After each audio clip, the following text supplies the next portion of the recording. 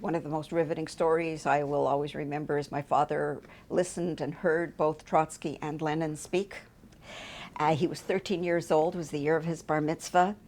And I remember, I will never forget, he described that when he heard Trotsky, you wanted to follow him to the ends of the earth. And in fact, my father did become a very, active member of the left in his youth.